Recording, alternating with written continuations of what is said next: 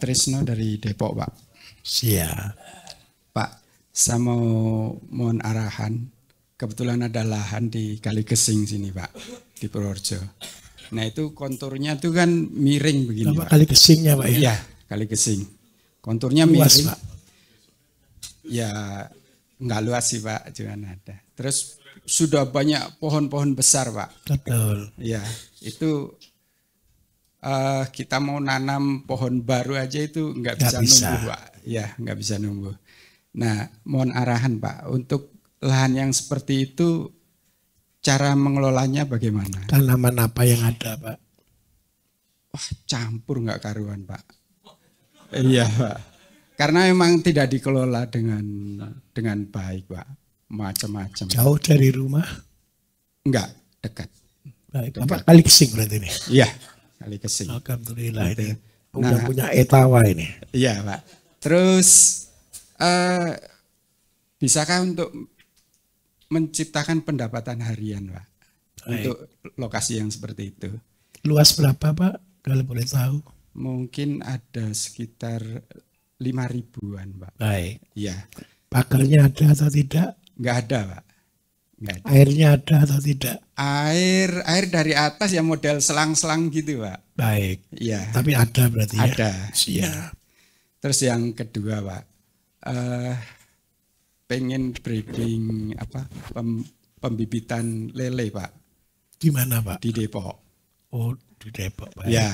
Nah, itu untuk pemilihan induk, perawatan induk sampai dengan nanti pemeliharaan anakannya itu seperti apa gitu, Pak. Baik. Itu aja, Pak. Terima kasih. Ada limbah apa, Pak, di sana kira-kira, Pak? Limbah di sana dekat ada sapi, ada ya sapi sih. Sapi. Baik. Ya. Oke.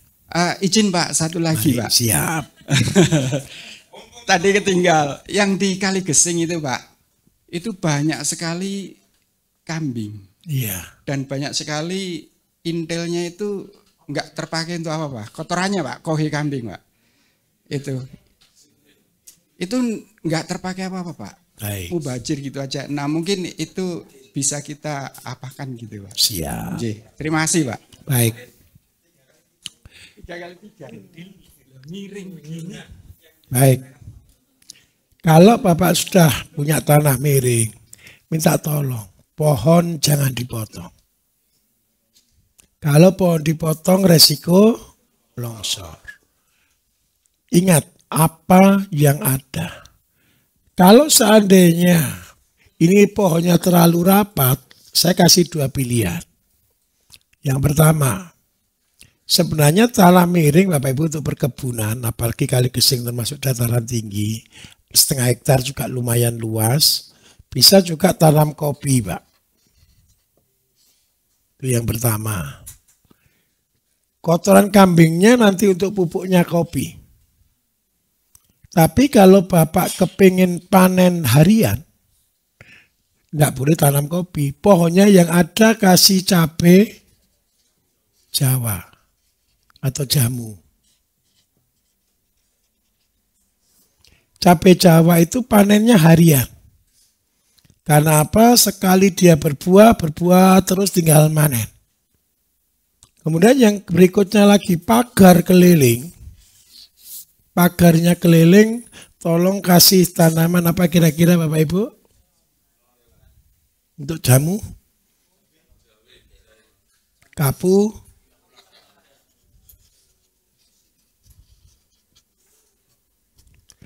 Terus yang berikutnya, seandainya Bapak mau tanaman mahal, karena ini juga darah banyak air, cukup airnya, Bapak bisa tanam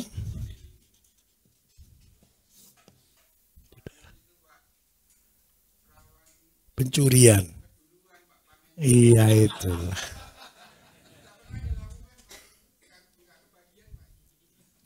Memang begini Bapak Ibu, semua tanaman mahal. Resiko di situ. Tetapi satu, seandainya semua punya prinsip nanti dicuri orang, terus tidak ada yang tanam, berarti kita tidak bisa produksi.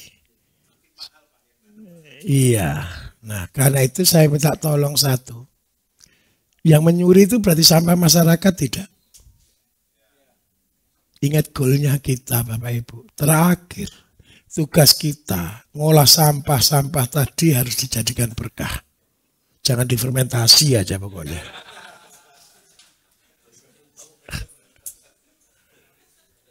Jadi ini kendala memang. Nanam vanili bukan hanya vanili Pak. Kambing aja bisa hilang kok. Wong kambing saya itu selalu hilang tiap tahun Bapak Ibu. Tapi ya tetap aja saya kasih kambing. Berarti ada orang butuh kan gitu aja kan. Gimana? Ini padahal di kafe itu selalu hilang tiap tahun. Enggak apa-apa. Nah ini yang kita gunakan. Jadi kalau dataran tinggi Pak, apalagi Kali Gesing, ini sangat potensi lah. Cabai Jawa, kapulaga, kemukus. Nah nanti Bapak Ibu kita bisa gabung. Nanti Bapak share aja di grup. Kita juga ada anggota kita juga eksportir rempah-rempah. Setiap bulan juga masih butuh ratusan ton Pak. Kalau kunyit itu butuh sampai 1.000 ton per bulan. Nanti minta tolong. Nanti ketika tergabung di grup, makanya sering update aja ya. Nanti kan akan muncul nama-namanya. Nah itu bisa diterima kira-kira Pak. Kali Gesing pusatnya kambing, kotoran kambingnya buat pupuk ini semua jauh lebih bagus. Tolong pohonnya jangan dipotong Pak ya. Selamatkan alam. Begitu kira-kira. Ada lagi? Oh lele. Oh ya lele yang utama malah lupa. Kalau goal kita buat bibit lele. Kita harus siapkan dulu nomor 1 pakan. Pakannya lele apa Bapak Ibu? Cacing sutra. Jadi tolong langkah pertama Bapak harus buat pakan dulu, cacing sutra.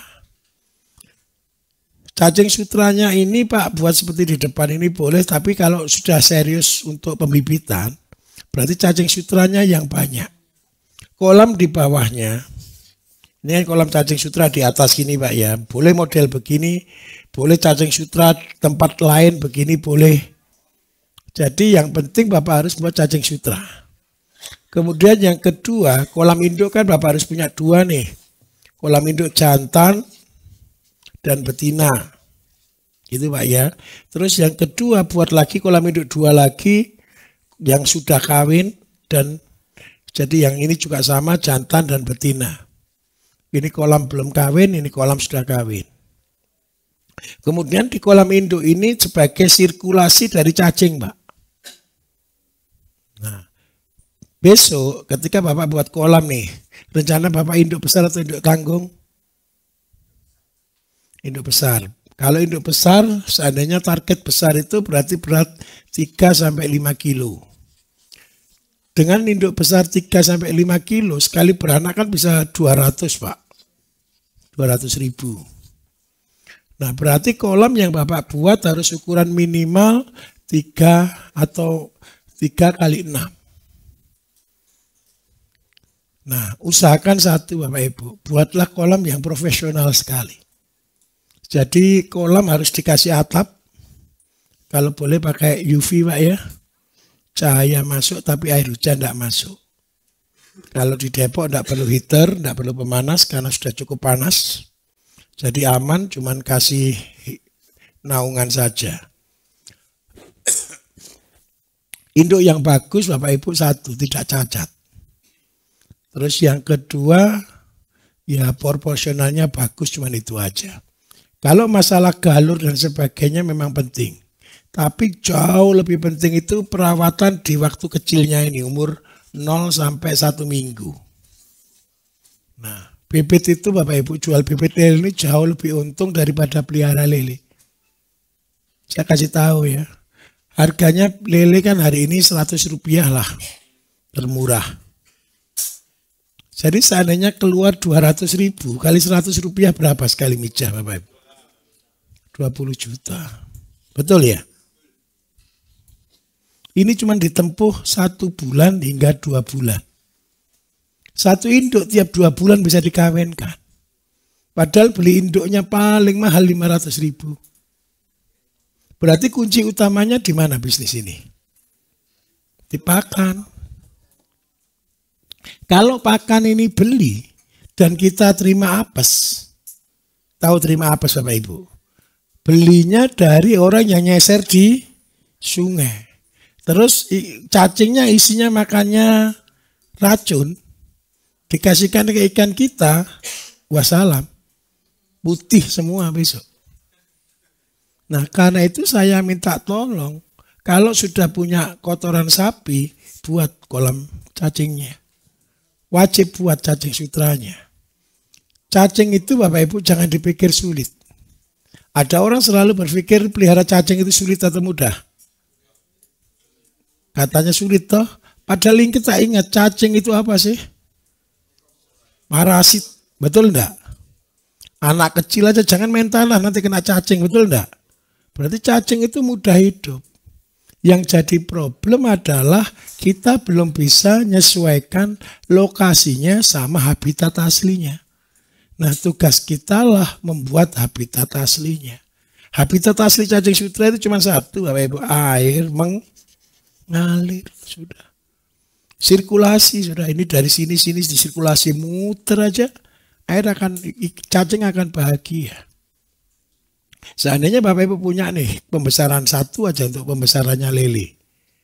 Kasih pakan konsentrat enggak apa-apa yang satu. Warnanya airnya jadi apa? Merah ya. Ketika merah itu dijadikan aja makanan cacing untuk tambahannya. Sirkulasi terus menerus.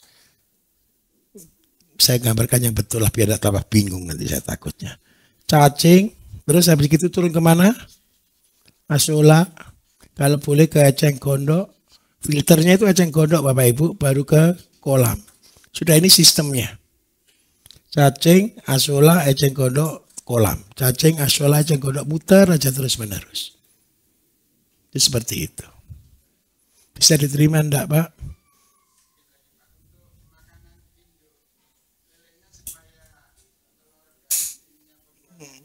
Eceng gondok ini tolong dikasih keong.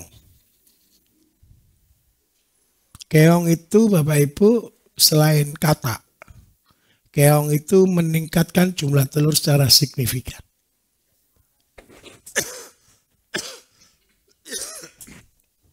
Keong tapi kulitnya jangan Mbak ya. Keongnya direbus, dimasak kan dicabut terus dicacah baru kasih ke ikan. Dosisnya karena dia basah Bapak Ibu. Ikan itu seandainya induk lele punya 20 pasang. 20 ekor. 20 ekor dengan berat 5 kilo. Berarti beratnya 100 kilo. Bapak harus ukur ini. Caranya ngasih makan induk. Berarti 100 kilo ini butuh pakannya kali 5%. Sebanyak berapa? 5 kilo tiap hari. Jadi ikan 100 kilo kasih keong 5 kilo tiap hari. Nah karena Bapak butuh cacing banyak, tolong eceng gondok juga dibuat agak besar Pak ya. Karena apa? Eceng gondok produksinya adalah produksi keong mas. Bisa diterima kira-kira? Cacing itu sebentar, cacing ini perkembangannya adalah 2 bulan 1 kali. Meningkat nyebutnya 2 kali gitu. Jadi cacing itu Bapak Ibu begini ya. Seandainya planning Bapak target berapa juta Pak 1 bulan Pak? Pak minta maaf 1 bulan targetnya berapa kali pijah? Oh masih belum. Targetnya dulu 2 kali berarti siap 400.000. Lah 400.000 berarti cacing yang dibutuhkan 1 kilo itu hanya cukup untuk 10.000 Pak. Nah berarti Bapak harus planning berapa kolam cacing yang harus dibuat. Kolam cacing itu 8 meter persegi itu cuma maksimal menghasilkan 10 kilo per 2 bulan. Jadi Bapak harus hitung estafetnya dari sini. Ya Pak ya. Gimana Pak?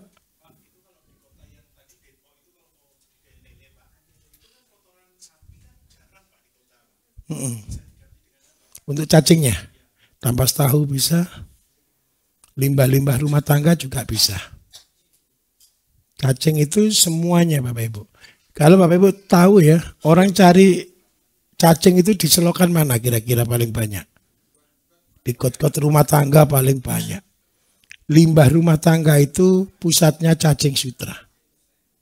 Jadi seandainya Bapak Ibu baik hati gitu punya cacing sutra, blenderkan limbah rumah tangga, kasihkan langsung, dia senang.